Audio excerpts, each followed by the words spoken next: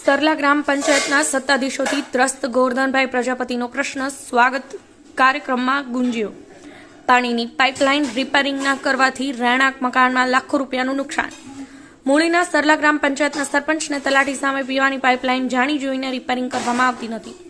બાબતે છેલ્લા 1.5 વર્ષથી સતત લડત આપતા સરલાના રહીશ ગોરધનભાઈ પ્રજાપતિ આ પંચાયત સત્તાધીશોથી તંગ આવી જઈ આત્મવિલોપનની ચીમકી અગાઉ આપી ચૂક્યા હતા. ત્યારે તંત્ર દ્વારા કામ તાત્કાલિક ધોરણે પંચાયતને કરવા હુકમ સાથે લેખિતમાં આપેલ, પરંતુ સરપંચ દ્વારા પક્ષપાત કરી આ કામ કરતા ન હોય ને તેઓના મકાનમાં પાઇપલાઇનનું પાણી સતત ઉતારતા મોટી તિરાડો પડી જવા પામી છે. આખું મકાન ડેમેજ થઈ જવા પામેલ છે. તે ગમે ત્યારે ધરાશાયી થાય તેમ છે. કોઈ જાનહાનિ થશે કે અકસ્માત થશે તો સરલા ગ્રામ પંચાયતના સરપંચ તલાટીની સંપૂર્ણ જવાબદારી રહેશે.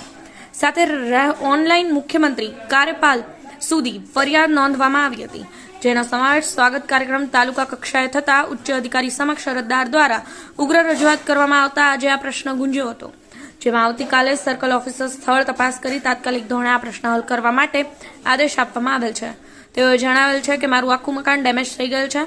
અનેક વખત મામલતદાર મૂળી તાલુકા વિકાસ અધિકારીને લેખિત રજૂઆત કરવામાં આવી છે, પરંતુ આ બાબતે આજ દિન સુધી કોઈ કાર્યવાહી કરવામાં આવી નથી.